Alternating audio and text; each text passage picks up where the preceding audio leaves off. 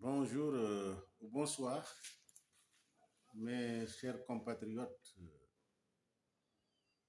euh, à l'intérieur du Sénégal et de la diaspora et à toute l'Afrique, aux panafricains du monde entier.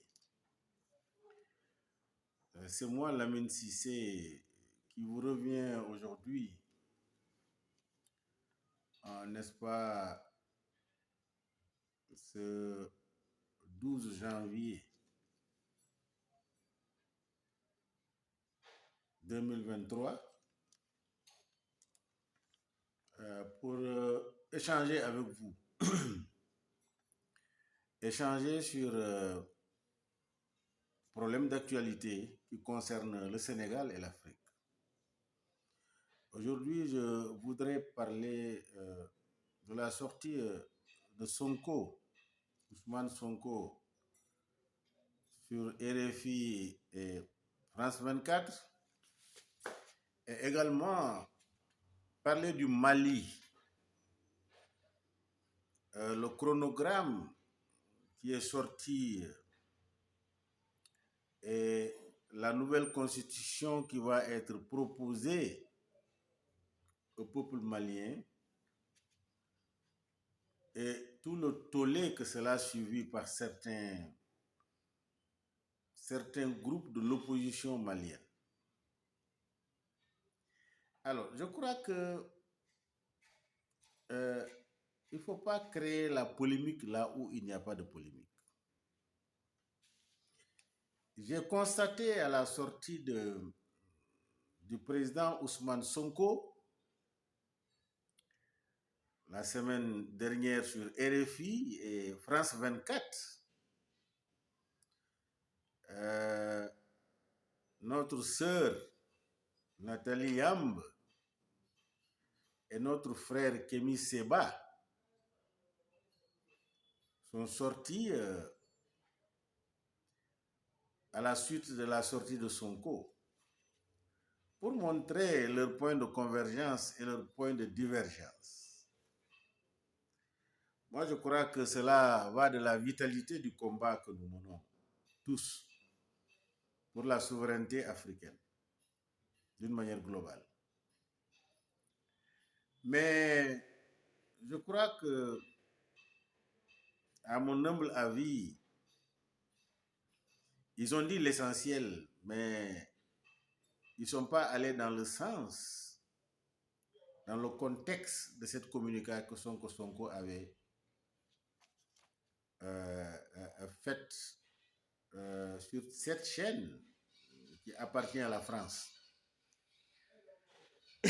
Si vous vous souvenez, le président Sonko a rappelé que comme France 24 et les journalistes ont reconnu la faute qu'ils ont commise en venant d'une façon unilatérale offrir, n'est-ce pas, un plateau à la dame supposée violée, sans pour autant, en contrepartie, demander la personne accusée. Ils ont reconnu cette faute. Par conséquent, ils lui ont donné la tribune pour pouvoir s'exprimer. Quand vous voyez le décor, là où Sonko est assis, à côté de Sonko, il y a la photo de Thomas Sankara, notre Thomas Sankara. Je crois que cette image qui est allée dans le monde entier est illustratif de la position du président Sonko, de son combat pour la souveraineté africaine. Il n'y a pas de doute à cela. Mais il a su aborder la situation de son complot, le complot qui est ourdi contre lui. C'est un complot. Tous les Sénégalais aujourd'hui, sauf ceux qui sont avec le Benno Bokk Yakaar du président Macky Sall, et ce n'est pas tous également, parce que il y a de très dignes Sénégalais qui sont dans Benno Bokoyakar, qui ne se prononcent pas et qui connaissent la vérité et qui ne sont pas d'accord avec cette manière de faire la politique du président Macky Sall et de ses alliés. Donc, Sonko a pu rétablir la vérité pour exprimer sa position par rapport à ça, pour montrer que c'est un complot. C'est un complot pour l'éliminer. Parce que c'est un potentiel candidat en 2024. Et je crois que ce n'est pas une des premières au Sénégal.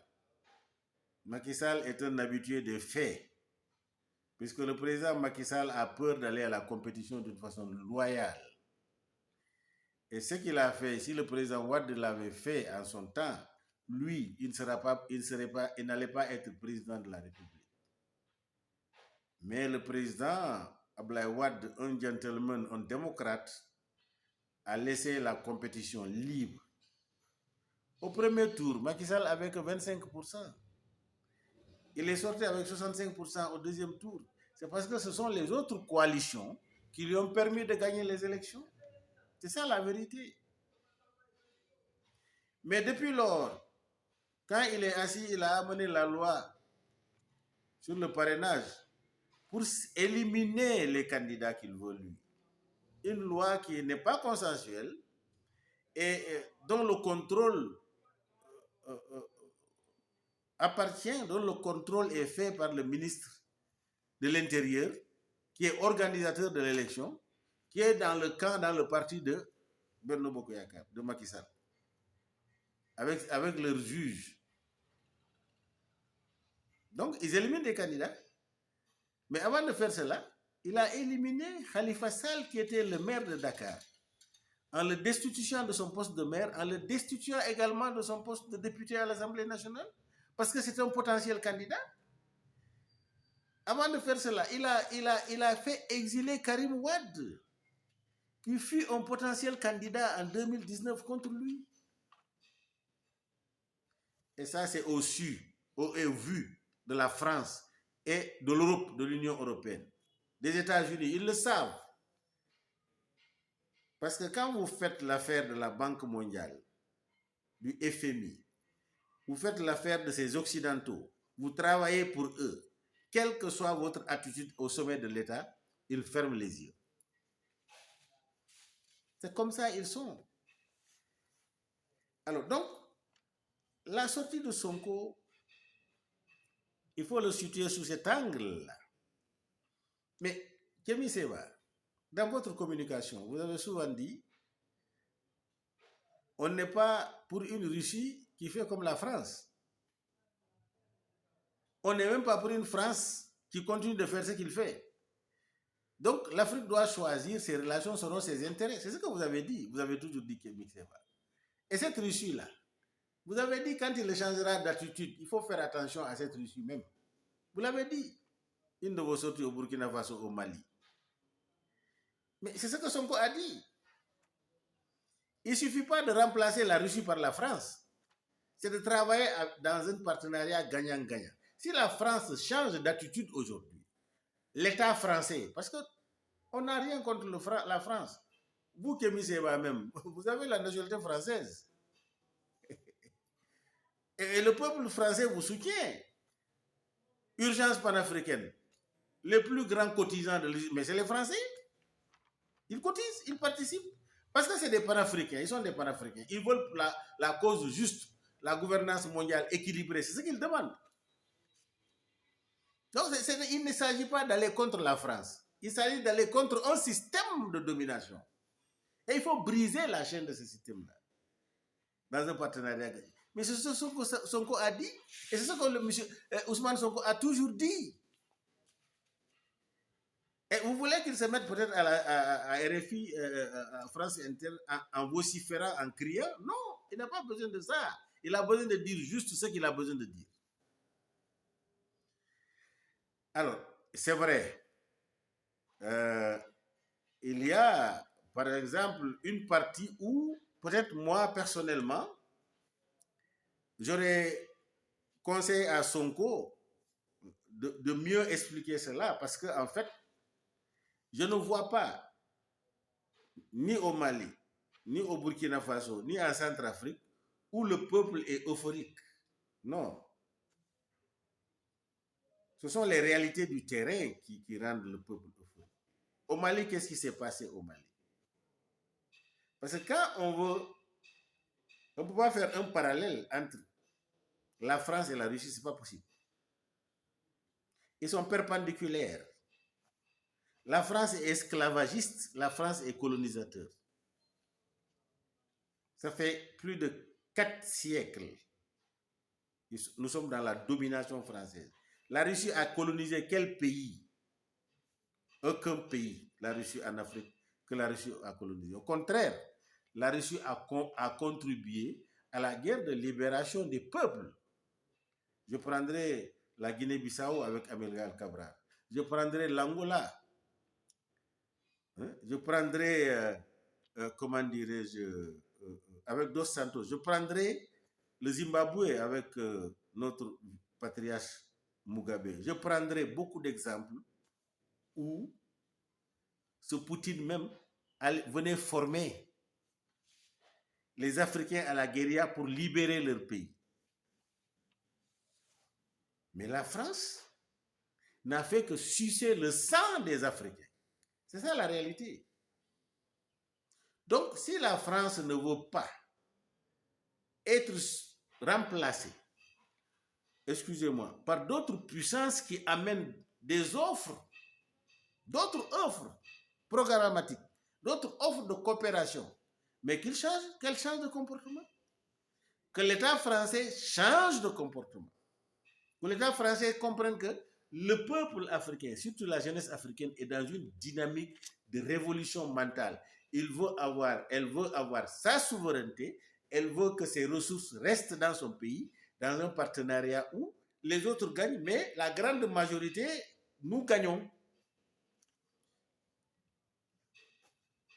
Donc, dans cette dynamique, je crois que si le Mali est dans cette situation avec Assimi Goïta, c'est parce que le peuple malien a voulu cela. C'est parce que le peuple malien s'est battu pour qu'il y ait une révolution. Le combat du peuple malien, c'est ce qui a amené un Assimi Goïta. Assimi Goïta est un parmi les Maliens parce qu'il y en a des milliers de Assimi Goïta au Mali qui n'ont jamais eu la chance d'avoir accès au pouvoir. Donc, toute cette jeunesse qui se battait au Mali, là, ce sont les Assimi Goïta qui étaient dans la rue. C'est ce qu'il faut comprendre d'une façon globale. Donc, à ce niveau, au Burkina Faso également, mais Traoré qui est venu, c'est un Assimi Goïta. C'est le peuple burkinabé qui veut une alternance, une alternative du moins, qui veut avoir sa souveraineté, qui veut avoir une gouvernance pas élitiste, une gouvernance populaire, qui est en révolution, qui est en ébullition. Mais ne vous étonnez pas que c'est le pays de Thomas Sankara. Il y en a tellement de Sankara au Burkina Faso. Donc, je crois que Ousmane Sonko également nous montre un Sankara au Sénégal. Et un Sankara au Sénégal est un Sankara pour toute l'Afrique. Alors, je crois que à ce niveau-là, c'est vrai, on veut une Russie qui vient dans une coopération apaisée, gagnant-gagnant, avec leur technicité, etc. Mais si les pays sont forcés d'amener la Russie pour sauver, ils sont contraints. C'est ce qui s'est passé en Centrafrique également. Hein? Depuis des centaines d'années, la France est là, un vaste pays riche, et les populations sont appauvries. C'est quand la Russie est venue qu'il y a la calmie et la paix. Donc, quand l'impérialisme nous impose la guerre, on est obligé d'aller à la guerre. Donc, je voudrais tout simplement qu'on comprenne également Ousmane Sonko sur ce volet-là, d'autant plus qu'il a clairement dit que nos ressources resteront au bénéfice du peuple et que dans un partenariat, il faut que, n'est-ce pas, la passation des marchés et beaucoup d'autres habitudes qui sont des habitudes rétrogrades qui plombent l'économie de nos pays, cela va cesser. Ousmane Sonko est dans une révolution. Et ce peuple sénégalais également ne va jamais permettre à Ousmane Sonko de se dédier, c'est-à-dire de pouvoir nier son combat. Ce n'est pas possible parce que ce combat-là n'appartient pas à Ousmane Sonko, ce combat appartient au peuple sénégalais. Et c'est ce peuple sénégalais est souverain dans ce combat. Alors, ce que je voudrais dire par rapport à ça, et il est évidemment, il a parlé du complot, je l'ai dit tout à l'heure là, mais la question fondamentale qu'on se pose sur ce procès-là, pourquoi Alfousseni Gaye est inquiet, pourquoi Alfousseni Gaye qui a produit le certificat médical de Adji Sarr est menacé et il est victime de tentatives de corruption depuis. Il se cache même pour sa vie. Pourquoi? Pourquoi? S'il n'y a pas un complot, pourquoi? Adji Sarr est aussi puissant pour pouvoir inquiéter Alfousseni. Pourquoi Ndeye Khady Ndiaye, la propriétaire de Sud Beauté, a été agressée, a été tout le temps menacée? Pourquoi? C'est parce que Adji Sarr est très puissant, elle est forte. Elle a l'armée, la gendarmerie, elle a tout à sa disposition. C'est pourquoi ces gens-là sont inquiets. Pourquoi le capitaine Touré, en son temps, pour sauver sa vie, a démissionné? Parce qu'il a subi la pression pour changer le PV, il a refusé. Il a fui pour aller se cacher dans une ville sainte pour préserver sa vie. C'est parce que Adji Sarr, elle est puissante. Adji Sarr est très forte. Adji Sarr, c'est pas un complot, hein. C'est Adji Sarr qui est très forte. Donc, je crois que Capitaine Touré a fini par être radié de la fonction publique malhonnêtement par un président de la République qui n'a pas la crainte de Dieu. C'est le monde là. Il pense que lui, il ne goûtera pas la mort et il va vivre ici éternellement. Parce que tous les actes qu'il pose, c'est comme lui, il est un éternel. Allahu Akbar. Un moment viendra, tu payeras devant Dieu la manière dont tu as gouverné ce pays-là. Le monde là est éphémère. Ça a quel sens? Pour pouvoir brimer son peuple, pour ce pouvoir-là que Dieu t'a donné, ce n'est pas ta force, ni ta puissance, ni ta capacité. Dieu a voulu que tu accèdes au pouvoir, tu prennes le pouvoir pour brimer les gens. Tu utilises la justice pour créer l'injustice au Sénégal. C'est écœurant et c'est très révoltant.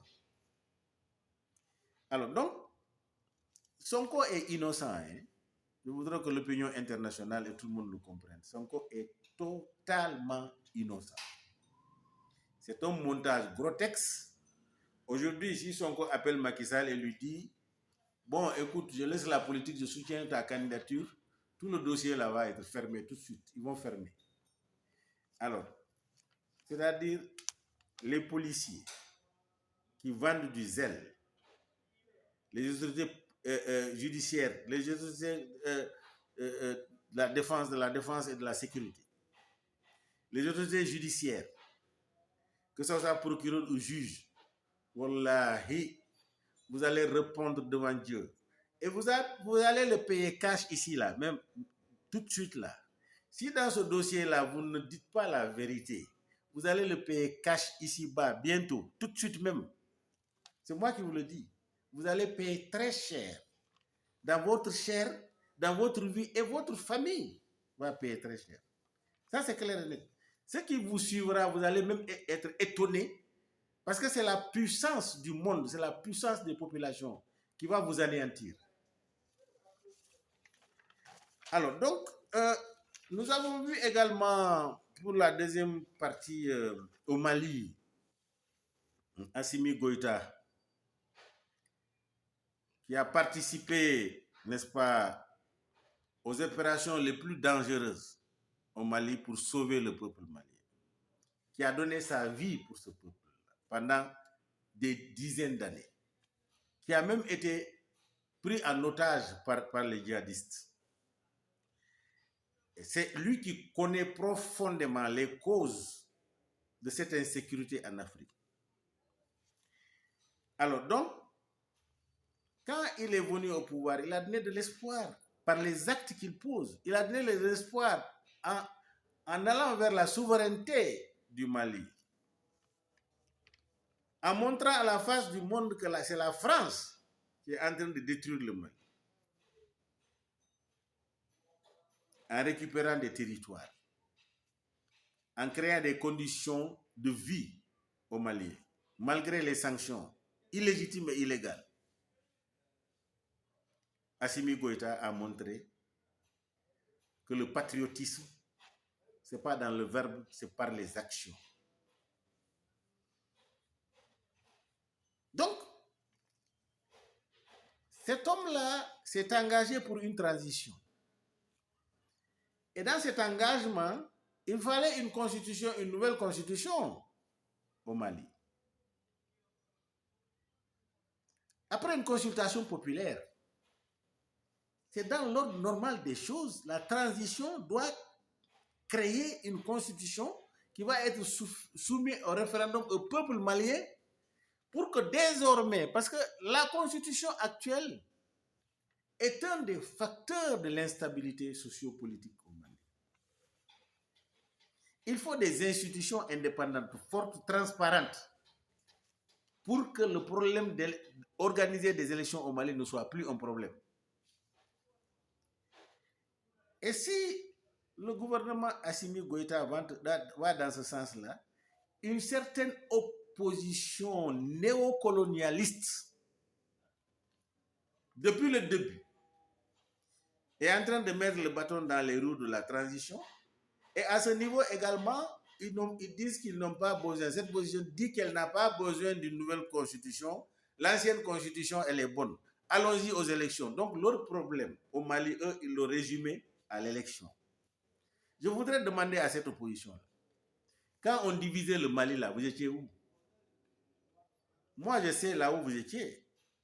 Vous étiez dans vos grands boubous ou dans des costumes cravates, dans des bureaux climatisés, en train de voler l'argent du peuple malien, de vous enrichir. C'est ça que vous faisiez. Vous étiez dans les deals de la vente des armes. Vous étiez dans les deals de la France. L'occupation du territoire malien, la division du territoire. Vous étiez dans ce deal-là. Cette opposition-là, qu'est-ce qu'ils peuvent faire pour amener la sécurité au Mali? Ce n'est pas leur préoccupation. La paix au Mali, n'est-ce pas, la restitution des territoires, c'est-à-dire que l'intégrité du territoire, ce n'est pas leur problème. Leur problème, c'est d'aller aux élections, être ministre ou être président de la République, aller dans les conférences, etc., distribuer l'argent du Mali. C'est ça votre préoccupation? C'est ça qui vous préoccupe? Vous êtes des moins que rien, quoi. C'est la honte de l'Afrique. Vous incarnez la honte totale de l'Afrique. Le pays est en danger, le Mali est en danger. Au lieu de regrouper vos forces autour de Assimi Goïta, même s'il est en train de commettre les erreurs, venez lui dire ça, c'est une erreur avec des preuves. Faites preuve de patriotisme. Arrêtez de faire preuve de marionnette de la France.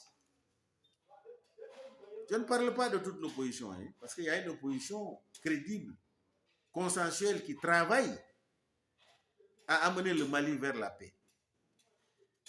Le problème du Mali, ce n'est pas pour les Maliens seuls. Hein. C'est pour nous tous, les Ouest-Africains. C'est pour nous tous, l'Afrique. Parce que nous comptons sur le Mali pour déclencher cette souveraineté africaine. Et le Mali est en bonne voie. Et le Burkina est en bonne voie. La Guinée est en bonne voie. Il reste le Sénégal. Il savait que le Sénégal enfonce le clou, c'est fini. Nous allons avoir une coopération gagnant-gagnant avec les colonisateurs et nous allons lever la tête et au concert des nations, nous aurons notre mot à dire. Alors, donc, cette opposition n'a qu'à essayer de savoir que l'Afrique est en train de vous regarder. Mais l'Afrique n'est pas fière de vous. C'est dommage. Assimi Goïta, cette constitution doit pouvoir intégrer les valeurs endogènes, ce qui appartient aux Maliens dans la Constitution. Mais sinon, cette Constitution, c'est copier-coller État français pour mieux dominer, pour mieux contrôler. Il faut aller vers les aspirations profondes du peuple malien. Donc, c'est ça que je voudrais dire, parce que le Mali est un enjeu de taille, un enjeu géopolitique, économique, convoité par le monde entier, les grandes puissances. Pourquoi? Parce que c'est le Sahel.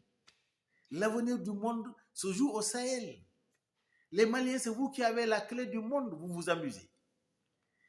Si, par exemple, de ma propre volonté, Assimi Goïta allait rester 10 ans au pays, créer les conditions de paix, de stabilité, organiser les élections et partir. Mais je sais qu'il est respectueux, n'est-ce pas, de son engagement. Les chartes de la transition, il y a des clauses qui sont contraignantes. Et nous respectons cela. Mais faites attention. Mettez devant la tête du Mali un patriote. Mettez devant la tête du Mali un panafricain. Mettez devant la tête du Mali, évitez de mettre devant la tête du Mali un néocolonialiste comme les soi-disant opposants là, qui sont toujours en train de mettre les bâtons dans les roues. Ceux-là n'ont pas le droit de contrôler le Mali.